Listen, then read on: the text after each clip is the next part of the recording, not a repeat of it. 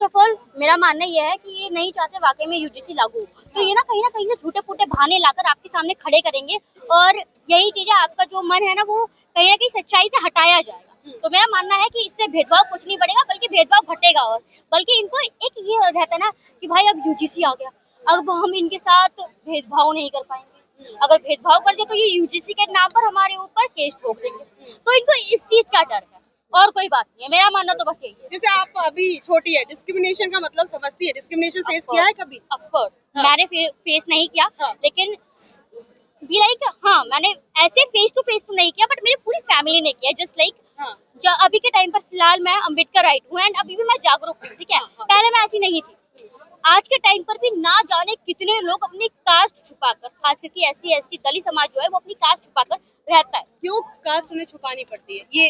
ये जो सवाल है इसका जवाब दीजिए। फर्स्ट ऑफ ऑल कास्ट क्यों छुपानी पड़ती है? क्योंकि आपको पता होगा, अगर किसी ने अपना इतिहास उठाकर पढ़ा होगा तो पता होगा कि दलितों के साथ किसके नाम पर भेदभाव किया जाता है कि तू तो अछूत है, अगर तेरे को हमने छू दिया तो हम तो अछूत हो जाएंगे, ठीक है।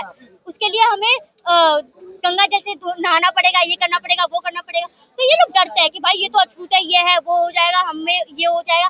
तो इस वजह से हम लोगों को जाति छुपा कर रहना पड़ता है, क्योंकि अगर हम जाति नहीं छुपाएंगे तो ये हमें घर से बेदखल कर देंगे, हमें रहने को जगह नहीं मिलेगी। इसलिए हमारे लोग आज कहीं ना कहीं अपनी जाति छुपा कर रहते हैं, और ऐसा टाइम हमारे पास भी था। एक टाइम पर हम लोग आज से 6 साल पहले अपनी जाति छुपाकर किराए के रूम में रहा करते थे, ठीक है। और आज भी यहाँ पर ना जाने कितने लोग होंगे जो अपनी कास्ट छुपाकर रेंट पे रह रहे होंगे। कह रहे हैं कि अगर यूजीसी के जो नए नियम हैं उनमें अगर पुराने नियमों की बात करें तो उसमें एक प्रावधान था कि अगर कोई फेक केस करता है, क्योंकि अगर जो प्रोपेगेंडा उठा है, जो बड़ा सवाल उठाया जा रहा है, उसका मेन जो मुद्दा है वो यही बनाया जा रहा है कि हम पर फेक चार्जेस लगा दिए जाएंगे, हम पर फेक केसेस के चार्जेस, हम पर जो है फेक केस बनाए जाएंगे। तो पहले जो नियम थे उसमें प्रावधान था कि कोई शिकायत करता, अगर झूठी शिकायत करता उसके खिलाफ कार्रवाई होगी। नए नियमों में इस प्रावधान को हटा दिया गया है। तो आपकी जो समझ है, क्योंकि आप हैं बच्ची लेकिन आपकी समझ बहुत बड़ी है, तो आपकी समझ से ये पूरे के पूरे जो नियम है उनमें बदलाव होना चाहिए, क्योंकि कुछ लोग तो बोले पूरे नियम बदलाव होने चाहिए, या फिर नियमों को बदलकर दोबारा से वापस रिएक्टिव करना चाहिए। ठीक है, फर्स्ट ऑफ ऑल मेरा मानना तो यह है कि अभी के टाइम पर यूजीसी पर स्टे भी क्यों लगा है कि कोई व्यक्ति लाइक कोई भी SC ST OBC जनरल वालों के ऊपर झूठा केस ना लगाते, उस वजह से इसके ऊपर स्टे लगा है। मेन मोटिव ही यही था स्टे लगाने का, ठीक है। चलो भाई, जो पहले प्रावधान था किसी ने अगर इस पे झूठा केस लगाया तो उसके खिलाफ भी FIR लाइक कार्रवाई होनी चाहिए। तो ये वाली चीज कहीं ना कहीं हटा दी गई। इसके पीछे ना मुझे प्रोपोगेंडा सा लग रहा है कि कहीं ना कहीं ये सरकार जो है ना इसमें अपना फायदा देख रही है। देखो, फर्स्ट ऑफ ऑल आपको पता होगा कि अभी ये यूजीसी जब लागू हुआ था तब जनरल वालों ने सड़कों पे उतरकर ताली पोती थी किसके मुंह पर? अपने बापू के ऊपर। अपने पापा को कहता है ना, ये मोदी जी को क्या कहते हैं, ये पापा, हमारे पापा हैं, इन्होंने हमें जन्म दिया है, बाप है ये हमारे। 14 के बाद हाँ ठीक है, तो हाँ ये अंतभक्त ये भी कहते हैं 2014 के बाद हमें आजादी मिली है, ठीक है। तो इन्होंने उन्हीं के ऊपर ताली पोती, उनको अपना बाप बोलने से मना कर। अच्छा, प्रधानमंत्री जी की भी जाति को हाईलाइट किया जाता है, ये आपको पता है? नहीं, मुझे नहीं पता। हाँ, उनको भी इसी सब के चलते उनको भी, जो प्रधानमंत्री जो बापू है, उनको भी तेली कहकर पुकारा गया, उनकी भी जाति को हाईलाइट किया गया। अरे हमारे अगेंस्ट वर्क कर दिया तो हम कहेंगे नहीं क्या? अब देखो यूजीसी के ऊपर स्टे लग गया है तो दोबारा से कहने लगे कि नरेंद्र मोदी हमारे बाप है, नरेंद्र मोदी हमारे बाप है, उन्होंने हमें जन्म दिया है, तो इनकी ये बातें आने लग जाती हैं। आपने बोला कि जो सरकार है वो कहीं ना कहीं ये सब चाहती थी, लेकिन सरकार का तो कहना है हम तो आपके साथ खड़े हैं, हम तो नियमों को लेकर आए हैं, हमने नियमों को एक्टिव कराया। अब जो लोग हैं, जो सुप्रीम कोर्ट है, वो नहीं करने दे रही, इसमें हमारा क्या फॉल्ट है? देखिए, सुप्रीम कोर्ट नहीं करने दे रही, क्यों? क्योंकि सुप्रीम कोर्ट में भी कौन बैठने वाले लोग हैं? तुम्हारे ही लोग हैं। ये ऊंच पदों पे बैठने वाले कौन लोग हैं? तुम्हारे ही लोग हैं। ये बस अपनी तरफ लोगों का SC ST दलित समाज जो है उसका ध्यान अट्रैक्ट करने के लिए, ठीक है, अट्रैक्ट करने के लिए इन्होंने यूजीसी को लागू किया और यूजीसी पर स्टे इसलिए लगाया क्योंकि देखो, अब यूजीसी लागू हुआ तो दलित समाज भी खुश, अब यूजीसी पर स्टे लग गया तो जनरल समाज भी खुश। अब सब लोग ये हमारे हो गए, लेकिन लोगों को इसकी सच्चाई नहीं दिख रही। इसके पीछे का मेन मोटिव देखो कि इसका मेन मोटिव क्या है। ये जो लगातार बातें सामने आ रही, इससे क्या जो हिंदू समाज है वो बटेगा? तो बोल रहे हैं कि अगर जातिगत गतिविधियां हैं या फिर ऐसे जो कानून नियम आते हैं उनसे हिंदू बट जाएगा। हिंदू पहले से बटा हुआ है। कैसे? एक चीज बताओ, जब किसी दलित लड़की के साथ रेप होता है तो ऐसा क्यों कहा जाता है ये तो दलित समाज की है? इसके लिए आवाज क्यों नहीं उठाती है बड़े बड़े, ठीक है? उस टाइम ये लोग क्यों कहते हैं ये तो दलित है, ये क्यों नहीं कहते कि ये हिंदू है? हिंदू बजरंग दल वाले ये जितने भी अपने दल हैं, ये क्यों निकल के नहीं आते रोड पर कि हमारी हिंदू बेटी के साथ रेप हुआ है, हमें रोड पर करना, रोड पर करना, क्यों नहीं करते? ये पे अगर किसी ठाकुर की बेटी के साथ रेप हो जाए, किसी ब्राह्मण की बेटी के साथ रेप हो जाए, तो ये सड़कों पर उतरते हैं क्यों? क्योंकि ये बड़ी कास्ट वाले वन व्यवस्था में पड़ी हुई 4 वर्ण है। कौन सी वर्ण है वो अभी आपको पता है? हिंदू हमेशा से बटा हुआ था और ये कभी होने वाला भी है। हिंदू बस एक नाम है, तुमको कहते हैं कि बटोगे तो कटोगे, तो बांट भी रहे हो आप, काट भी रहे हो आप। लग रहा है ऐसा? फर्स्ट ऑफ बिल्कुल भाई लग रहा है, बिल्कुल लग रहा है। गर्व करो, हिंदू है सब, हिंदू हिंदुस्तान हिंदू का गर्व करें, क्यों करें? हम वही लोग हैं जिनको हम लोग वही लोग हैं जितने सालों से, जितने करोड़ों सालों से तुमने हमारे साथ भेदभाव किया। उस टाइम हम हिंदू क्यों नहीं थे? हमारे साथ जब भेदभाव होता तब हम हिंदू क्यों नहीं थे?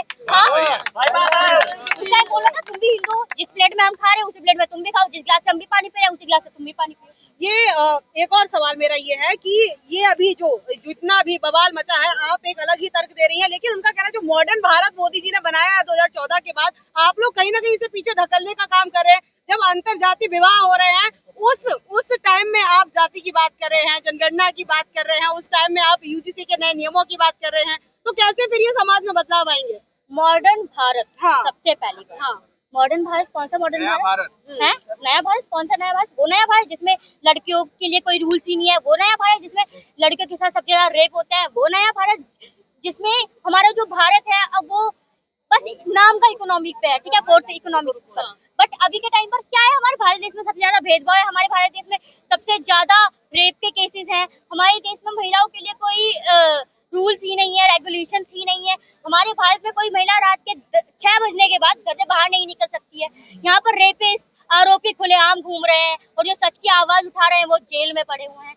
यह है नया भारत। ऐसे नया भारत हमें नहीं चाहिए। हमें अपना भारत वो वाला चाहिए जहाँ पर पूरी तरीके से हमारे भारत का संविधान लागू हो, जिस देश को चलाने वाले बहुजन बैठे हो। हमें ये भारत चाहिए जो बाबा साहब डॉक्टर भीमराव अम्बेडकर जी ने कहा था कि मुझे इन उच्च पदों पर अपने लोगों को देखना। हमें ये वाला आप लोग सपोर्ट नहीं करेंगे तो हिंदू राष्ट्र कैसे बनेगा?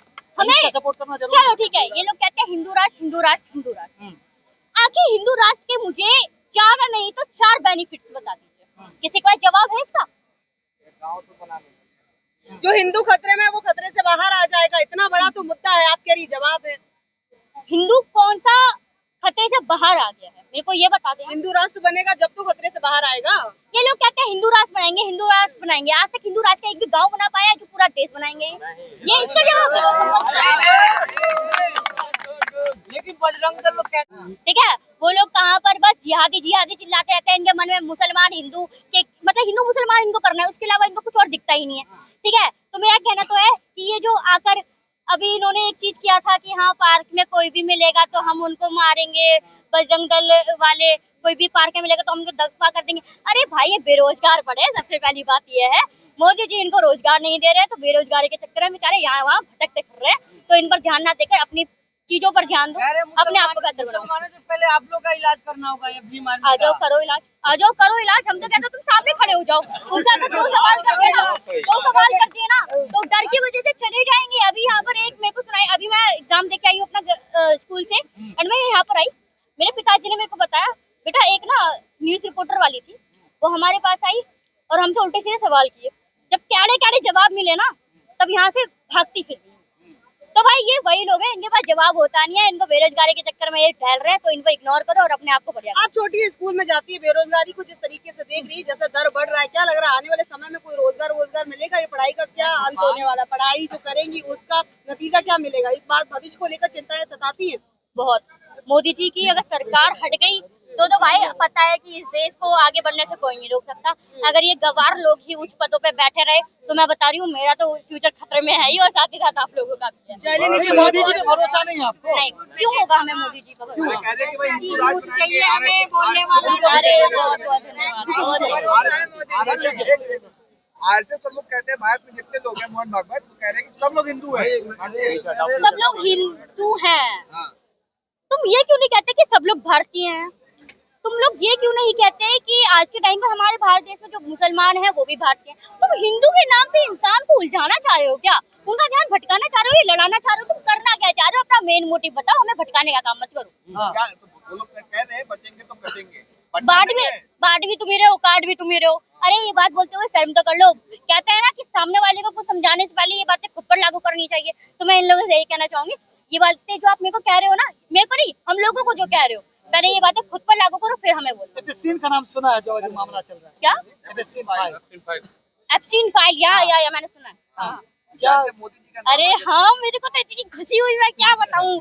जब मोदी जी का नाम आया ना, अब इनके जो मोदी भक्त है ना, मोदी भक्त, अब ये भी ना रोएंगे या बोलेंगे कि भाई ये तो जानबूझ के नाम घुसाया गया है, चाहे वाकई में मोदी जी का नाम क्यों ना हो, बल्कि है उसमें नाम, ठीक है। लेकिन जो अगर मोदी भक्त जी के सामने ये बातें आ गई ना, तो वो रोते फिरेंगे, हाय मेरे बापू ने ये क्या काम कर दिया। पहली बात तो वो मानने के ही नहीं है, और अगर मान भी लिया तो ये रोते फिरेंगे बाद में। लेकिन मोदी जी को तो भगवान मानते हैं लोग, कह रहे थे बाप भाई ना, एक मिनट, एक बात याद आ गई एप्स्टीन फाइल से।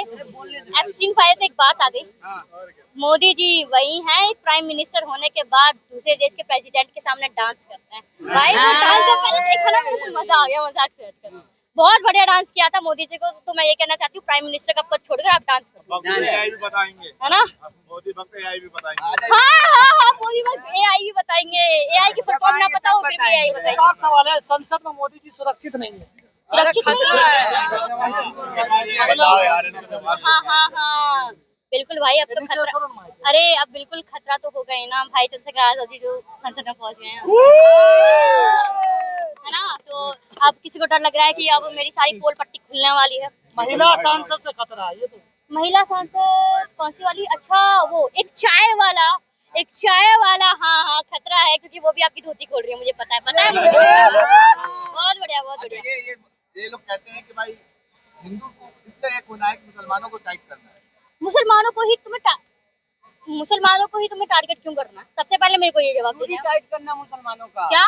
चूड़ी टाइट करना है। चूड़ी टाइट? मतलब मुसलमानों को तंग करना है, परेशान करना है। इनका मेन मोटिव यही है, इसलिए तो ये हिंदू मुस्लिम करते हैं। मैं तो कहती हूँ ऐसे प्रेसिडेंट को निकाल देना चाहिए जो मेन मुद्दे से ध्यान हटाकर हिंदू मुस्लिम करना जानता हो। भाजपा के मुख्यमंत्री असम के, वो कह रहे हैं कि अगर मुसलमान रिक्शे वाला 5 रुपए मांगे तो 4 रुपए दो। क्यों दे? परेशान करो। और अगर तुम लोग 10 रुपए मांगो तो तुम्हें हम 20 रुपए दें। वाह बेटा वाह, तुम्हारा बहुत बढ़िया, बहुत बढ़िया, बहुत बढ़िया। बढ़ाते जा रहे हैं। अरे परेशान करो मुसलमानों को। अरे क्या? मुसलमानों को तंग करो, परेशान करो। क्यों करे तंग? क्या वो इंसान नहीं है? मुझे एक मेन मोटिव दो, क्यों करे हम तंग? क्या वो इंसान नहीं है? मेरे को ये जवाब दे दीजिए।